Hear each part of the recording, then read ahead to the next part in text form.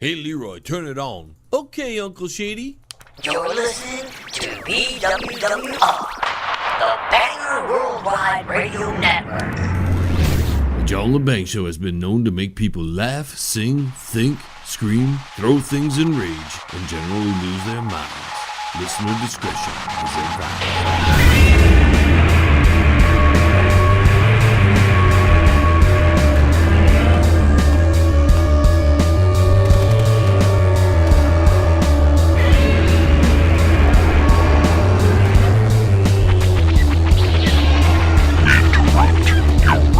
Scheduled programming to bring you a show on the edge. Broadcasting worldwide and out to the greater universe, you're listening to the John Lebang Show.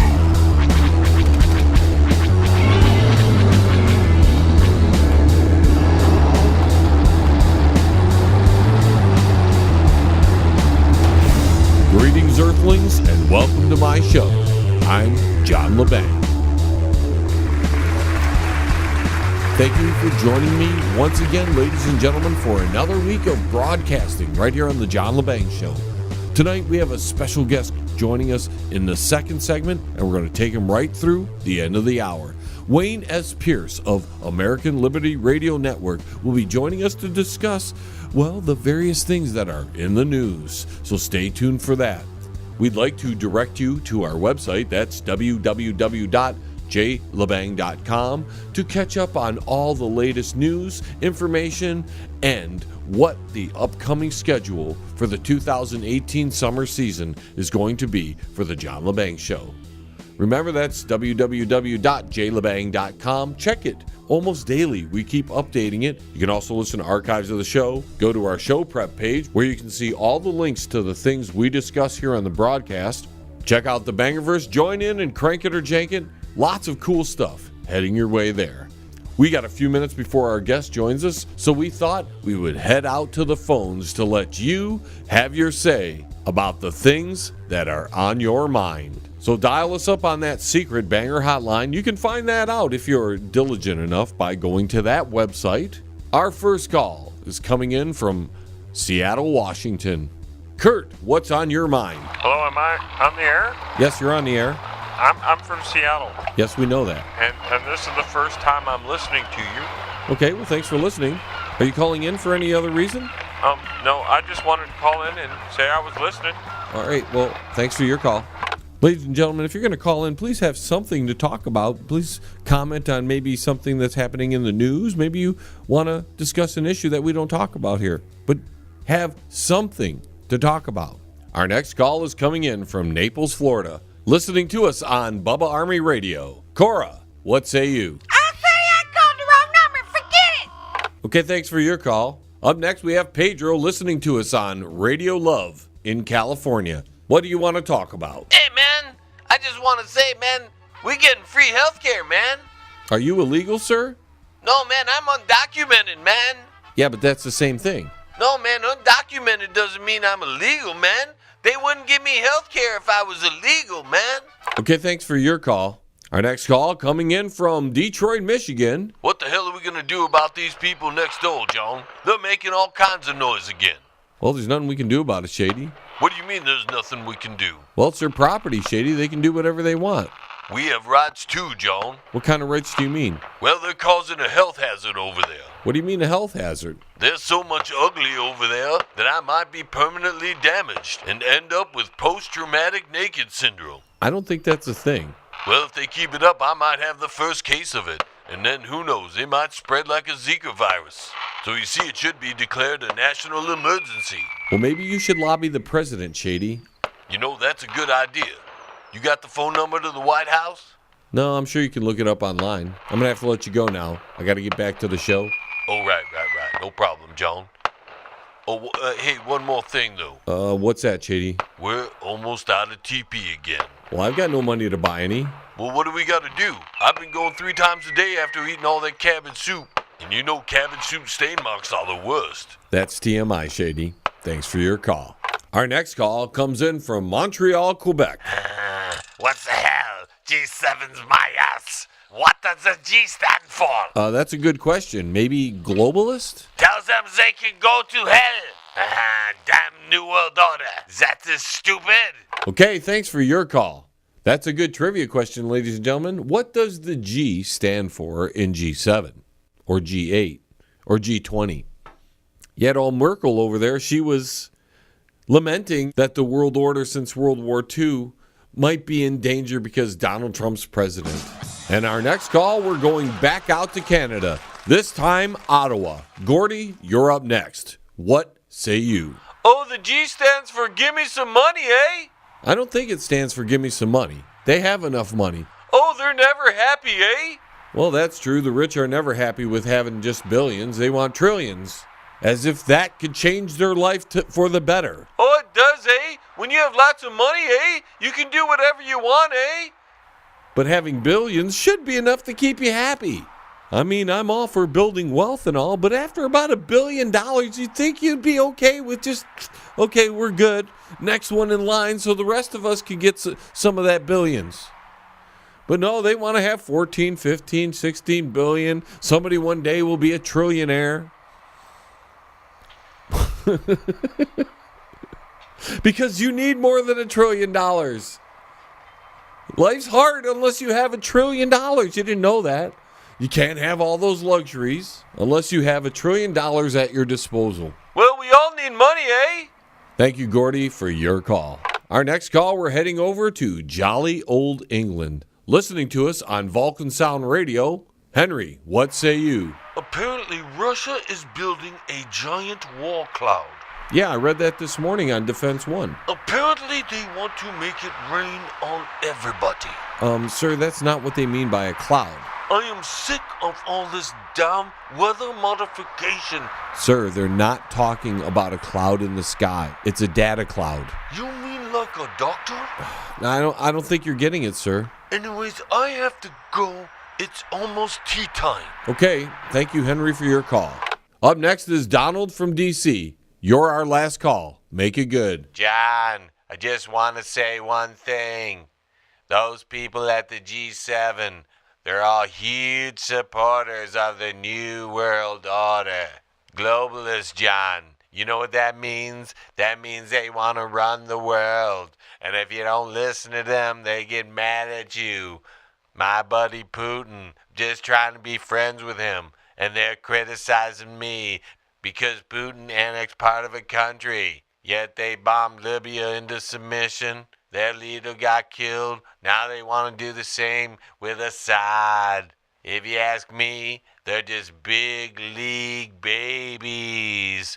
It's huge. Okay, thanks for your call. We've got to take our first break. We're going to do it a little early here because we got Wayne S. Pierce of American Liberty Radio Network joining us to discuss varying degrees of topics, everything from Donald Trump to North Korea to California. We've got it all slated on the docket. When we return, we'll hit it. Stay tuned. Don't go anywhere now. John will be right back right after this. Yes, it will. Check out the new book from Derek Shelmerdine, Rock and Roll Unraveled. It tells the story of rock and roll from its roots right up until the mid-70s punk. Rock and Roll Unraveled. Not just the music, but also the events that shaped the music. Rock and Roll Unraveled. It includes the backgrounds to recording sessions, singles, album releases, births and deaths, epic concerts, and festivals. Rock and Roll Unraveled. Shelmerdine has made a painstaking effort to document pretty much every event that would prove significant in shaping popular music. Rock and Roll Unraveled. Purchase the book at www.rockandrollunraveled.com. Follow him at Twitter at R&R Unraveled and look him up on Facebook at Rock and Roll Unraveled. Rock and Roll Unraveled. By author Derek Shelmerdine. Available now. Hey man, you're listening to the John Lebang Show, man. The place where chronic brain cell rejuvenation happens. You feel like you're getting any smarter yet? Yes. Mr. President, you have a call on line 2. Who is it? He says he's your brother from another mother. Oh, that's probably for the last guy. Tell him Barry doesn't live here anymore. I think he moved to Kenya or something. He's insisting on speaking with you, sir. Oh, for Jiminy Crickets. How am I supposed to tweet when I'm always having to take phone calls? I don't know, sir. Fine, put 'em on. Sir, you're online with the president. Hey, Big D, what's going on? Who the hell are you? Oh, I'm sorry, Mr. President. I'm Shady. Do I know you? Well, not directly. I was gonna vote for you in the last election, but I ate cabbage soup the night before, and I had an emergency case of the toilet seat blues, so I was caught short the whole day. What the hell do you want? I'm a busy man. Well, I've got a big problem, Mr. President. What's your problem? Well, let me tell you, Mr. President. Ever since Joe Bob and the bumpkin backwood yokels moved in, we can't get any peace or quiet around here. They're having another bucolic backyard bacchanalia as we speak. That's the 5th time this week, Mr. President, so we need your help. Well, it's a free country. I don't know who told you that, but they're wrong. The only thing free is the visual pollution radiating from all the naked ugliness. And what's wrong with seeing a little boob? I'm not talking about you, Mr. President, and they aren't little. Oh, even better. I love big, huge boobs. Listen here, you haven't seen a topless redneck hee-hawing around a campfire, bouncing around with all his man boobs. It ain't pretty. I don't associate with those people unless I'm running for elections. Uh-huh. That's what I thought, Mr. President. So I need your help. Can you do something about all the hickory doodah before it becomes a big problem? I don't see a problem here. What do you mean you don't see a problem? If you don't stop them now, the next thing you know, they'll be jumping the fence like the Mexicans. Why are you bothering me with this? I've got huge problems to deal with, especially in the southwest region. That's exactly what I'm talking about, Mr. President. I don't think you understand. I'm too busy for this. Well, maybe you need to hire an assistant. Oh, Bill sent a few over to help me out, but they can't handle the big league issues. Listen here. What's your problem, Mr. President? Maybe I can help you. Oh, it's top secret. I have to go now. We're having a national emergency, and I have to tweet about it. You're listening to the John Lebang Show. It's a hell of a good time, isn't it?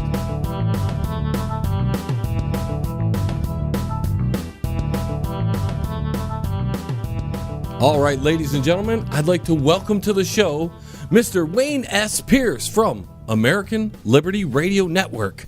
Wayne, how you doing, my friend? Hey, I'm doing good, John. How are you? I'm doing great. Welcome back to the show, my friend. You were here about 6 months ago.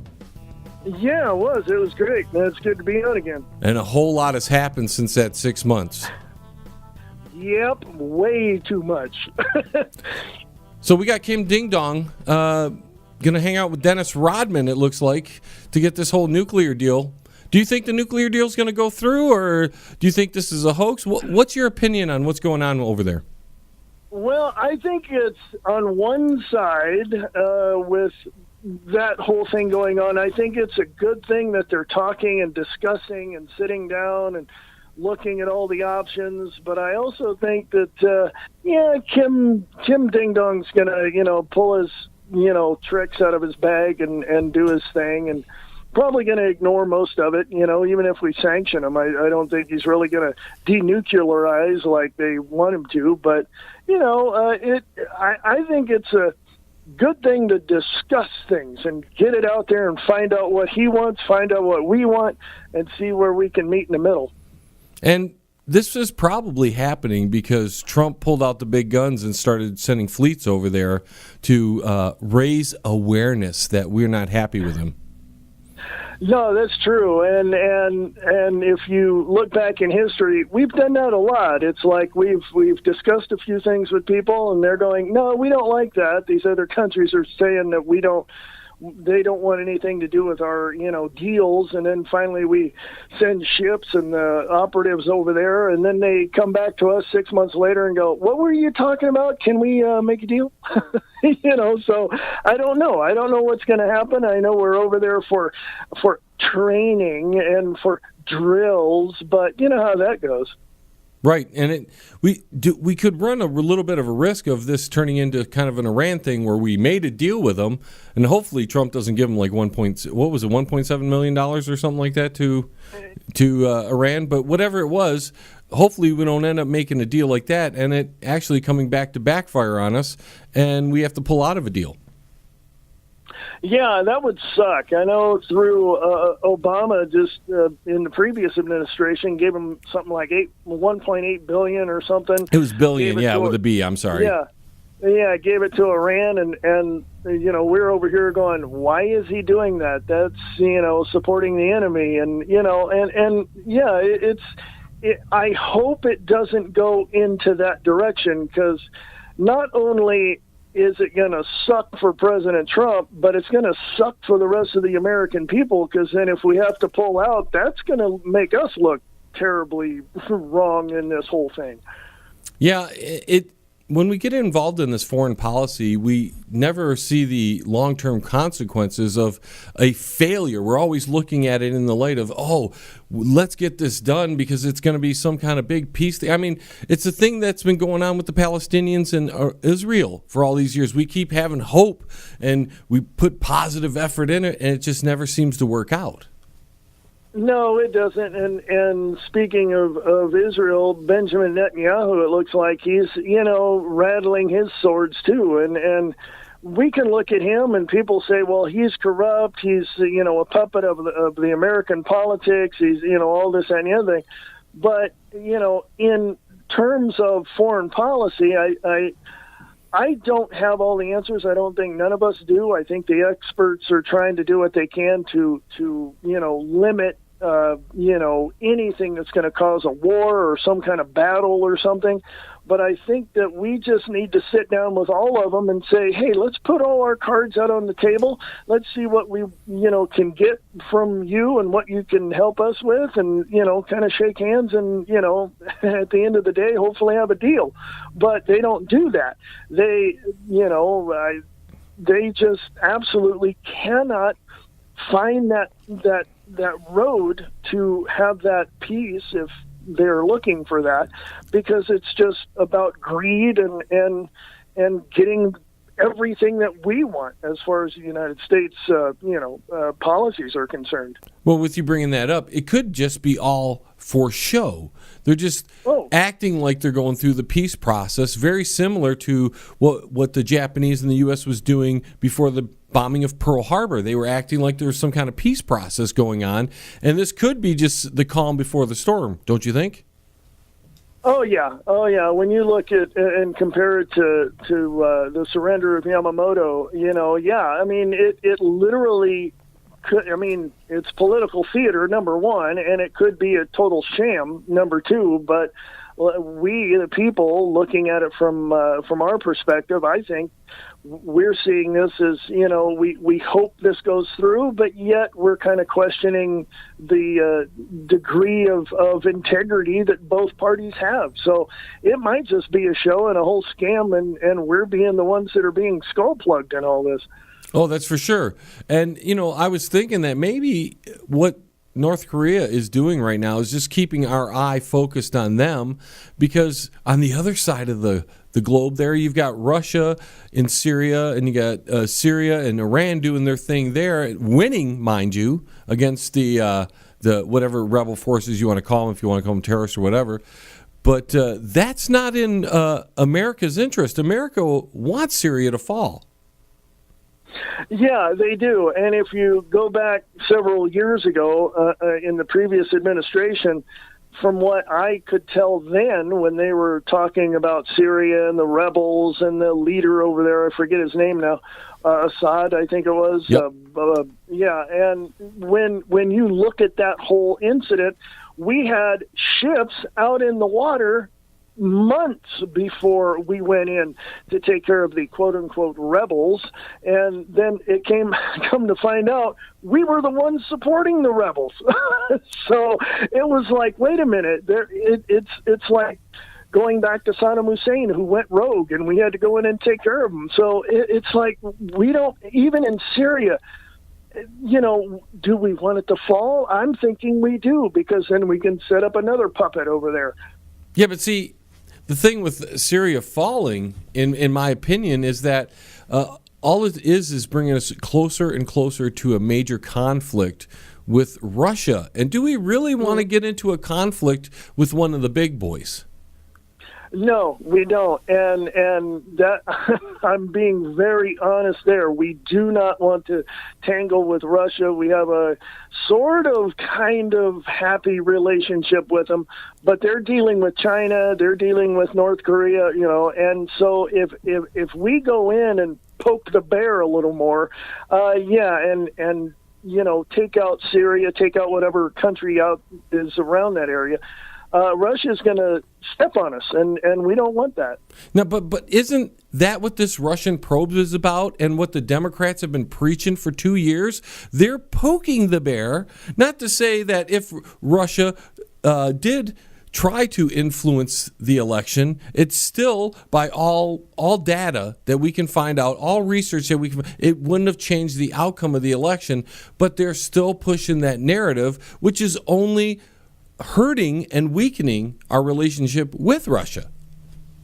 Yeah, pretty much. And the Democrats have thrown all their cards on the table, and they're saying this is what they're doing and blah blah blah, and everybody's standing around the table looking at the cards going, you guys are full of crap, this ain't happening. But the more you continue, like you said, the more they continue to push that narrative, Russia is standing back going, if you don't stop it, we're just going to have to, do something. And yeah, you're right. If I would hate to have a war with Russia. I mean, we got enough going on. We don't need that.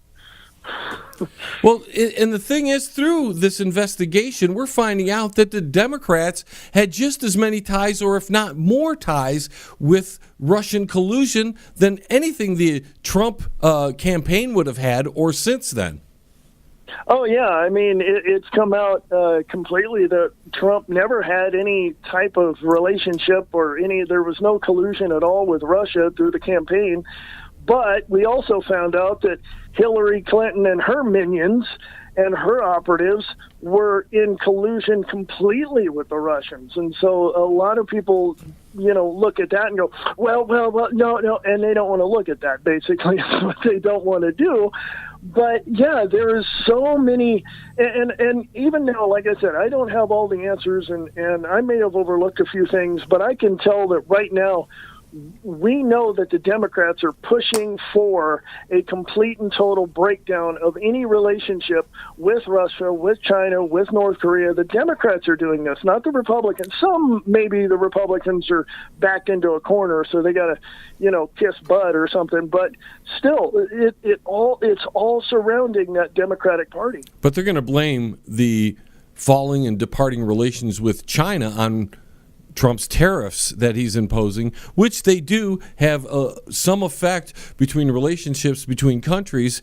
But you're correct that the Democrats have really pushed a lot of this stuff into the media. And the media, if it's anything against a Republican or anything against an alt media type, man, they're gonna publish it, and they're gonna put those people in such a bad picture, in such a bad light, that it's going to or at least try, for the average human being that doesn't follow politics very much, it's going to make the Democrats look like the good guy in all this. Oh, yeah. And it's incredible that we see it playing out into that direction. And I just look at the Democratic Party as being the party of just complete and total they don't have integrity. They don't have the credibility they used to have, 50 some odd years ago.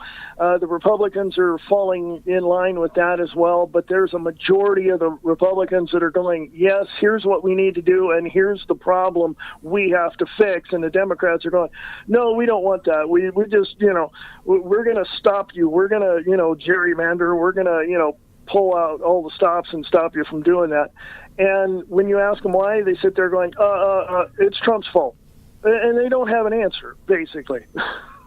Well, they would rather have the accomplishments put in on for them.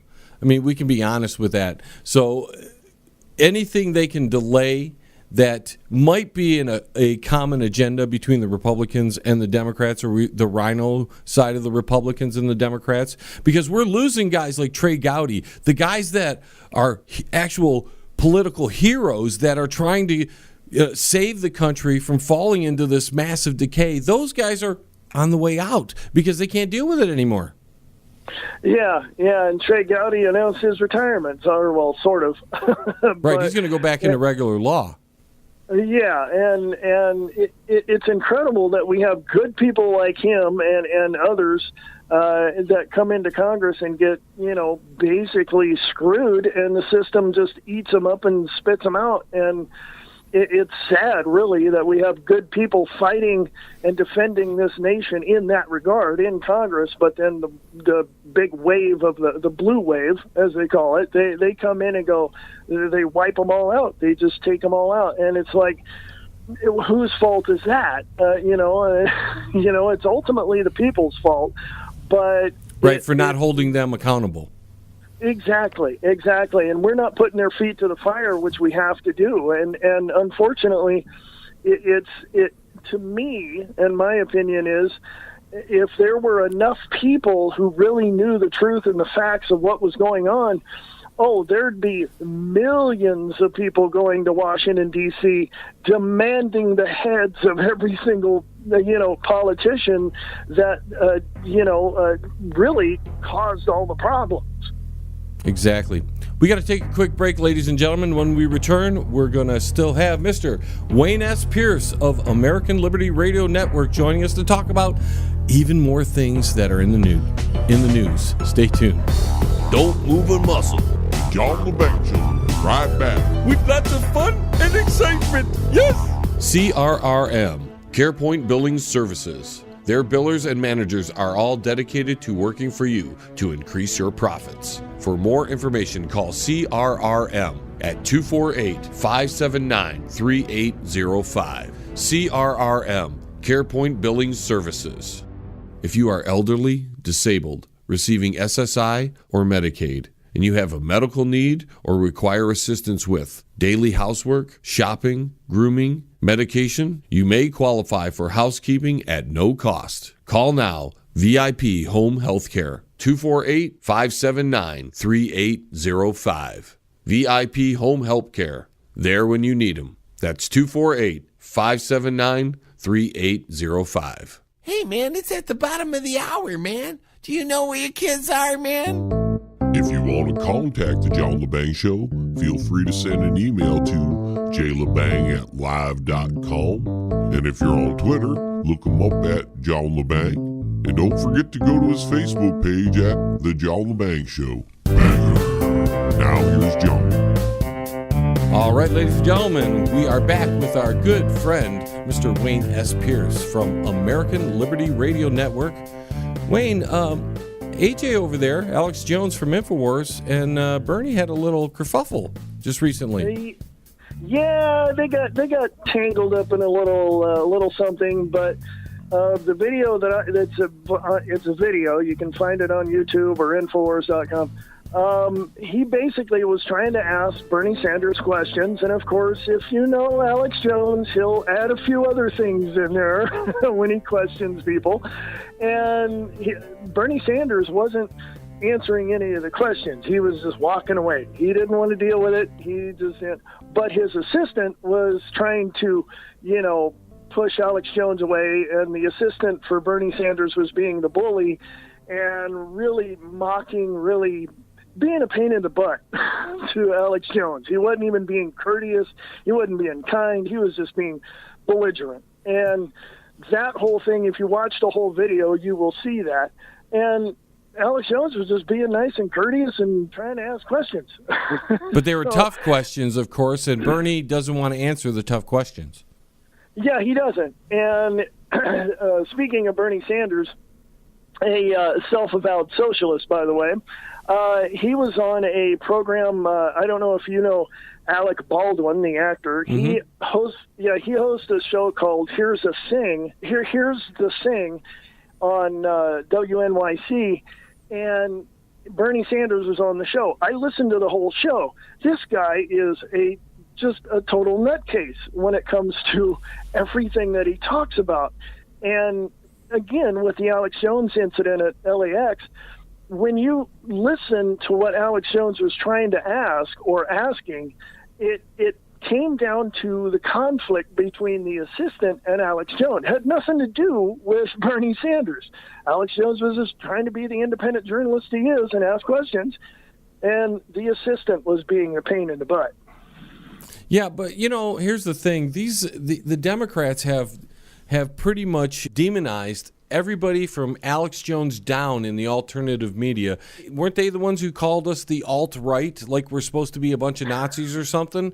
Because they want to taint us with that, so they automatically discount any of our people, even though you may not like Alex Jones, you may think he's a little wild for your taste, but there are a lot of other good journalists outside of him that still get discounted. They ask these Democrats, and some of the rhinos for that matter, these tough questions that need to be answered, and they don't want to answer them.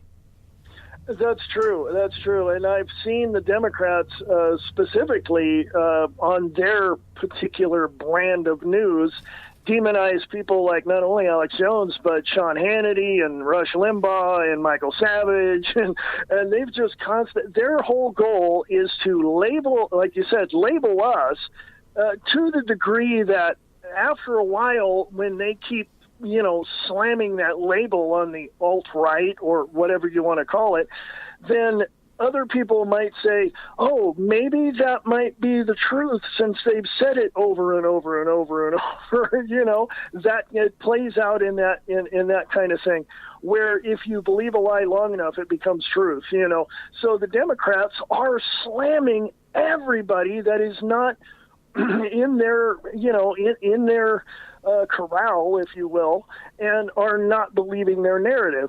And to me, we just got to push that much harder. Yes, but I think they've actually done a good job of discounting a lot of us, because just from my point of view, I think they've gotten through to some of these people with lies, mind you, that the people on the alt-right or the alternative media, and I'm not even talking the Hannitys and the Limbaughs. It's Alex Jones and lesser, basically, guys on our level and beyond. We were the ones, maybe the only other big one was Michael Savage, but we were the ones that really exposed Hillary for who she was during the election, and now it's a full force attack on us, and with the help of Facebook and the fake news crap that they pitch on us, that pretty much get anything alt-right, as they call it, less views, because it's fake news because they say it's fake news. And then like Google, who's just, has censored so many and gotten rid of so many channels that would be considered alt-right.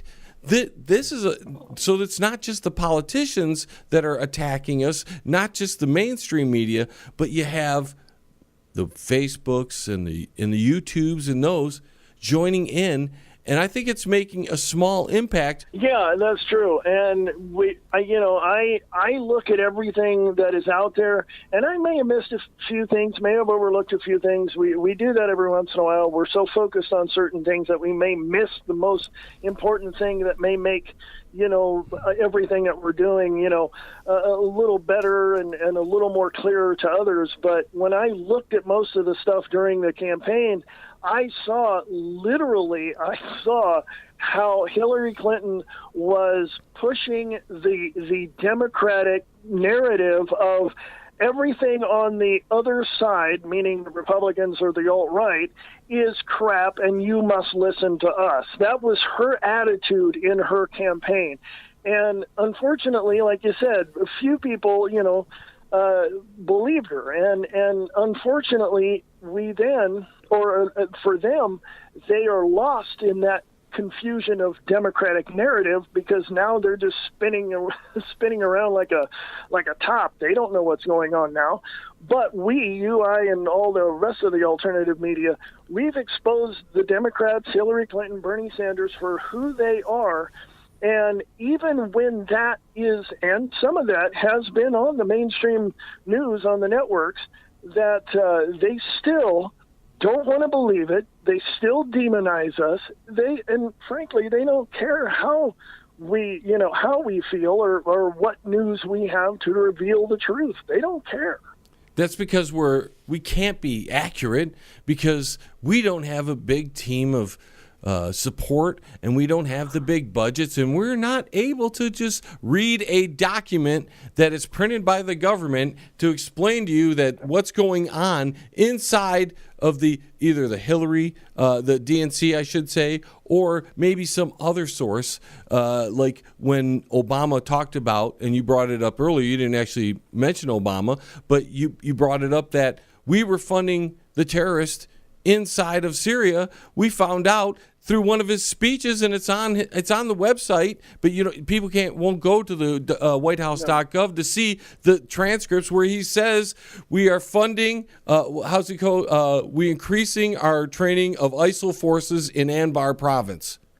Now You tell me he says that literally, and people I mean, you got video of it, you got the transcript on the whitehouse.gov website saying those exact words, and it never happened to a Democrat or anybody who believes the mainstream media. Yeah, exactly. I post stuff on my Facebook page at Wayne S. Fierce, and friends of mine or people I know on there come in and go, well, that's your opinion, or you're not looking at it right, or you're not seeing it. I'm putting the information in your face where I've got it. And like you said, the whitehouse.gov, the UN information, the Council on Foreign Relations, the Trilateral Commission, I'm putting all that information out there. And people are looking at it going, no, that's bullcrap. And they run. It's like, Hey, if Snopes, like if you can't Google it and get that first Google link, or if Snopes doesn't have it, it's not true. Yeah, exactly. Like this month, I'll give you a heads up. Like this month, I don't know what day, I think it was this weekend or next, the Bilderberg Group is meeting. Yes. In Turin, Italy. Now, a lot of people say, well, that never existed 10 years ago. That's a conspiracy theory. Now the mainstream propagandists, the network, CNN and all them, are now mentioning them. And we're the ones that exposed them, or Alex Jones and other people back then, 10 years ago, 15 years ago, exposed them for what they are. And now it's out. It's out in the public arena. And people are going, who are they? Oh, that's bullcrap. And they don't want to see it. Yep. No, it's the same with a lot of stuff. You'll post a publication from a government agency. You can read it verbatim, and they think it's your words, for one, and then they call you a liar on it. When you sourced it, you said, this comes from the FBI website on such and such a date. Here's the link, and it's a lie to them. Yeah, exactly. And if you hear my podcast, I give you the links.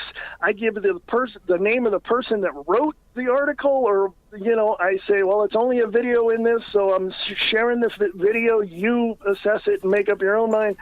That's what I do. It's not my words. It's theirs. Okay? They're the ones that wrote it, not me. The memes that I share and all that, they're the ones that, not me. So, yeah, then, people demonize me for putting that up. It's like, it's not mine. Okay? I fully accept responsibility for what I say, but since I'm putting up links and authors of articles that other people wrote, it's not mine. Go check it out. Right. It's not opinion. You're giving a source and documentation. So we still have a long way to go as an alternative media to fight and battle the mainstream brainwashing that's out there. Now, to go back to the Russian thing we spoke earlier, you know that the Justice Department internal watchdog has concluded that James Comey defied his authority at times during his tenure at the FBI when he was the director.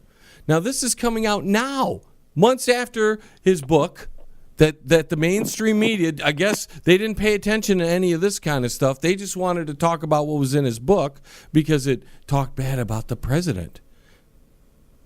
Yeah, and I myself personally have looked through most of that, and not only from the alternative media, the independent media, but also from the propagandists on the network. I've seen both sides, and I've literally looked at some of the stuff that really identifies Comey as basically falling down on the job. He treated that job like, well, we'll just do this. I'll get away with it, whatever, And no, he literally needs to be in jail for what he did. He pretty much compromised the security of the United States of America.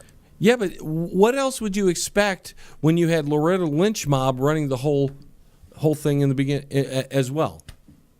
Yeah, they all those involved in that whole thing, that whole investigation, and we can stop it right now just by arresting all of them and throwing their asses in prison. Yeah, but I think they're covering, there's some evidence that they did this to cover something up themselves, and they're saying that there's a cover-up on the other side. It's bait and switch almost. It's distraction. Yeah. Exactly. It's a distraction. It's saying, it's literally them saying, oh, we didn't do anything wrong when they did, but they're blaming other people for them doing something wrong. It's like, well, they caused us to do this. Really? No, no, it's a distraction. And that's what they're good at. But then you and I and others in our media, turn around and we expose these people for who they are. And then we, as I like to say, we connect the dots and follow the money, and we find out who's getting paid for all this. We got to take a quick break, ladies and gentlemen. When we return, more of Wayne S. Pierce and myself. Be right back. Smoke 'em if you got 'em. Because the John LeBang Show will be right back. After this. That's guaranteed. Yes.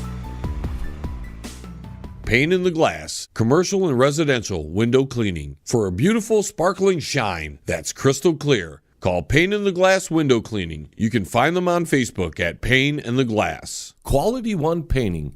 For interior and exterior painting needs, call Tom at Quality One, 313-982-2986. Tom will give you free estimates, senior discounts, and I can tell you from meeting the gentleman, he's one of the nicest guys on the face of the planet. So for a quality paint job with a professional attitude, call Tom at Quality One Painting. That's 313-982-2986. 313-982-2986. Quality One Painting. You're listening to the John LeBang Show. Join the radio revolution right here. It's better than some good Thai stick, man. Yes, I would like some too. All right, folks, thank you for joining me. John LeBang here, of course, and I'm joined with my good friend from Montana. You're way out there, brother. Wayne S. Pierce. Yeah, you betcha. So you have some West Coast perspective, and something about California's going down right now, and you want to talk about that? Yeah. Just give you a heads up, little behind-the-scenes baseball. I grew up in California, in Stockton, California, so I know California pretty well. So Governor Brown is now taking the water restriction policies and making them permanent. In other words, they were only supposed to be temporary for a little while, but no, he's literally making it permanent and pissing off a lot of people, to the point where one of the stories I read was that you can't take a shower or run your dishwasher or whatever at the same time. In other words, you can't water your lawn and do anything else. You're just not going to be able to use the water on your lawn or wash your car out in the driveway. So it's getting, if you look at all the news coming out of California, I'm going to say, being a former Californian myself and seeing the writing on the wall is why I left, it's now a sanctuary state. It's a city state. It's run by a dictator, and it's a mess. It's just a complete and total mess. And these rules were put in place because they had a so-called drought, correct? Exactly. And they wanted to save some water, and they wanted to make sure there was conservation going on and everybody was fine. And this has been going on for quite some time. And the last time I went there, back in 2014, before moving up here to the treasure state of Montana, when I went to my folks' house and went to other areas, the lawns looked like crap because you couldn't water. and it was just it didn't look good, and it's not good now. And it's just unfortunate that California, the Golden State, is now, well, they stole the gold, and now they don't really care.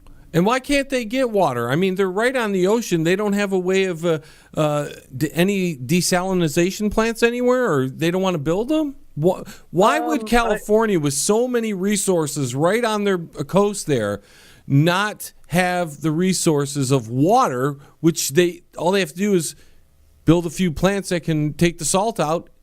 Why wouldn't they have the resources to do that? Because they're more concerned about the illegals. They want to give illegals free stuff, and that's basically, and I don't mean that in a prejudiced way. I mean that literally is what is happening. There's so many things going on that they refuse to put money in the infrastructure of the state, and instead just support people that come into the state. And it's like, that's ridiculous. It wouldn't cost, really, comparatively to anything else, it wouldn't cost that much to build a couple of plants over in the Bay Area, of California, to shove water into the Central Valley. But they don't want to do that because now LA's going, well, we don't want to give water to Central Valley or to Northern California. And so they're in this whole, limitation or rationing of water as well. But and the other story as a side note is that a politician there proposed splitting the state into 3 separate states, and that's like ridiculous. So I don't think they should do that. Didn't they just recently pass laws that where illegals can now get free health care? Yep. And free driver's license, or not, well, free driver's license, but yeah, they can do whatever they want, basically. What I'm seeing with California, it resembles what was going on right before the Civil War. They're positioning themselves very much like the southern states were positioning themselves, and even though the idea was to end slavery back then, what they're doing, it's the illegal aliens that's the trigger right there. If we continue to have an administration like Trump's, which we're going to get about another 6 months of hopefully some kind of positive legislation out of him before he goes back into campaign mode, and then we're not going to get anything done for that year and a half after that, because and if we do, it's just going to be frosting on the cake so he can try to get elected. Although now I'm mixing topics here, I just don't think the Democrats have anybody worthy of beating Trump, and that's just a sorry state of things in its own right. Yeah, that's true, and I just, I look at California as being a trigger point for this next election, because there's a lot of things happening, and in California and also in Nevada. Nevada's the next door neighbor. There's a lot of things that Governor Brian Sandoval is starting to look at, but yet the people of, I used to live in Nevada as well, and some of the people of Nevada are saying, well, wait a minute, we're not California. But apparently Governor Sandoval doesn't care. He's going to do whatever he wants, and he has in the past. And so that whole region over there is like you said, it's like the Civil War. They're gathering all this, all this time and all this money and the resources that they have to just tell the rest of the United States, go screw yourself. We're going to secede from the nation. I doubt legally they can do that. There has to be some sort of constitutional amendment for them to do that. But it's just a major pain over there right now, because apparently Governor Brown is not going to run for re-election, so Gavin Newsom is in line to be governor, which he's like 10 times worse than Governor Brown. So obviously things are not going to look good for the next administration in California. Since I brought up Trump, what do you think because do you agree with me, one, that he's got about 6 months more to get anything done before he goes back into re-election mode? And what are the things you think are actually going to happen? Because we still haven't seen Obamacare eliminated. All we've seen was the mandate, and that can be rewritten in the next tax bill because they didn't get rid of it. And to be honest, the great tax cuts that they were lauding just back in December, all they really did was help out the corporations, and they didn't help out the individuals at all. So, we keep hearing there's another tax cut coming. What do you think is going to happen here? Well, in my opinion, and this is just me, I think that in the long term, if things go the way they are and people continue to support President Trump, he will be reelected in 2020. If things continue the way they are. Now, in the next 6 months, he's got a lot on his plate to deal with. He's got Iran to deal with. He's got Putin to deal with. He's got China to deal with. He's got North Korea to deal with. So I think after all of that, I think he'll sit down and before going into campaign mode, I think what he'll do is just sign off on a lot of that stuff like a businessman does. He just takes it all in, looks at it all, and says and reviews it, and says, okay, this, and this will pass, and this, and this we won't. And I think that's what he'll do. He's probably getting all his ducks in a row before he goes back into campaign mode. Yeah, but you got to get the Republicans in the House and the Senate to follow suit, and it doesn't look like, he's fighting the rhinos and the deep state Republicans as well as the Democrats. So when you're talking about people who actually support him in the government, in the legislation, that is, it's a handful of people. Yeah, it is. And unfortunately, going and this again from what I've seen, and this is this is what I've seen, so I'm just going to base it on what I've known in the last several months. Since you've got the rhinos and the like I call the dinos, the Democrats in name only, and you have the deep state and shadow government people, operatives trying to fight and push Trump back and not allow him to do what he has to do. I think within that time frame, the next 6 months up to re-election mode, he's going to have a fight on his hands. And I think that more and more, because of the pressure of going into campaign mode, I think he's going to, sit back and just take it easy a little bit and let all those people pretty much hang themselves, because you and I and the rest of America are going to see these people for who they are now that almost everything's been exposed of who they are. And so, but I think on his defending or pushing for or changing things before campaign mode, I think he should, and this is only my view, he should just start nailing all of those people that are against him legislatively. He should nail them against the wall and say, here's what you're going to do. When I get reelected, we'll talk about it. So you're saying just be more of a strong arm and just say, hey, this is how it's going to play out when I get reelected, and that's it. And I know a lot of people disagree with that and don't like that and don't think a president should be a strong-arm type of president. But if you look back in history of the presidents, we've had a lot of them that just slammed their hand on the desk and said, no, we're going to do this. And usually things turn out a little bit better until the Democrats, get most of the House.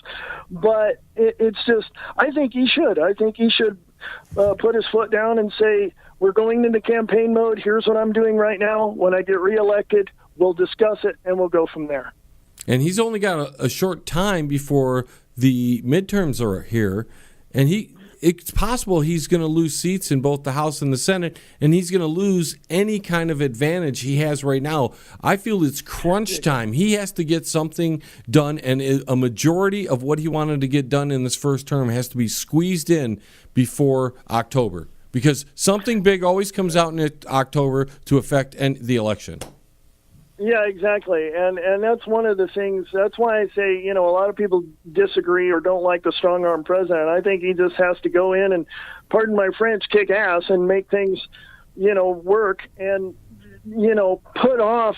Well, he's going to have to, decide what he wants to do. That's number one. What he wants to keep, what he wants to do after the election, all this, and then he's probably going to have to think about, okay, if we lose those 23 some odd seats in the House and Senate, what am I going to do to try to convince them to come onto my side? So he's got that to think about. So, so he's got a lot to do. And I think between now and October, which is not that far away comparatively to in the election cycle, he's got to just seriously kick the door down and just say, hello, this is what we're doing right now before this midterm, and after the midterms, we'll discuss it, and then I go into my reelection mode, and then whatever happens then, we'll discuss it after I'm reelected. Who do you think's the prime opponent for Trump right now?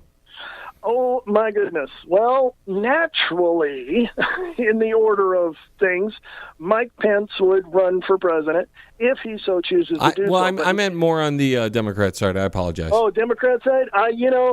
If Biden he's discussed his view as well and discussed about getting into the 2020 race. But I don't know. Yeah, but isn't his time up? Isn't his time up? Because his time to run was right after Obama finished. He should have ran then. Now he's like it's old news, don't you think? Yeah, it's after the fact, basically. Yeah, he wouldn't get 10% of the votes, I'm sure. What about we're hearing Michelle O or Oprah? What about them? Oh my God! Oh my God! Would that scare you? Would a Michelle O scare you? And then can we could say to the left, well, you have your dynasty just like the Bushes, don't you? Yeah, exactly. Yeah, to answer your question, it does scare me. It scares me to no end that if they even run or decide to run within the next 6 months and put their paperwork through and get on the campaign trail, I can almost guarantee it's going to be laughable for both of those people to run. Yeah, but with the current Me Too movement, I'm just thinking the left is going to go hard with this, and they're going to put probably a female African American there, so you won't be able to criticize the person, you won't be able to point fingers at the person, you won't be able to do anything, because if you do, you'll either be racist or you'll be sexist. I think that's where they're going to go. Unfortunately, is they're going to go in that way to kill some of the opposition before it even starts. Yeah, they want to bury the opposition even before anything. Even the next 6 months, they're trying to distract and divide. They're creating chaos everywhere, in the world. They're causing, and this is the Democratic Party and the rhinos as well that support the Democratic Party. They're going to do everything they can to shove the rest of us into the corner and just tell us to shut up and turn around and just, you're in the corner, you're in timeout. Just go away now. Because that is true democracy, by the way, ladies and gentlemen. Even though we're in a republic, the Democrats do like to call it a democracy, and that's because if you have the majority, the people that are the minority have to sit there and shut up and take it. Exactly. That's why they want democracy over a republic, by the way. Exactly. If you, I don't know if you have heard Chris Ann Hall at all, but she's a constitutional attorney and she has her own show and stuff, and literally, and I've seen other constitutional attorneys literally say, we are a constitutional republic. We elect our officials. That's what we do. The Democrats want a democracy to where they themselves can install their own leaders, and the rest of us just get lost in the shuffle. That's right. Well, Wayne, we're right up against the end of the show here, so why don't you tell everybody how they can find you on the internet, how they can check out your show, how they can find your website, and all that other good stuff. Okay, you can find me on American Liberty Radio Podcast, which is on Facebook, American Liberty Radio Podcast. And you can go to the website at AmericanLibertyRadio.weebly.com. And that's about the best way you can find me. Great, awesome. Wayne, thank you so much for joining, man. This was such a fast-paced hour. We could talk for probably another 2 hours about this subject, but we just don't have time. No, we don't. So thanks again for joining me, and we'll talk to you soon, my friend, all right? Okay, thanks, John. T-minus 10, 9, 8, 7, 6, 5, 4, 3, 2, 1. We have liftoff. Tune in again next week. Same time, same space, same station. Resistance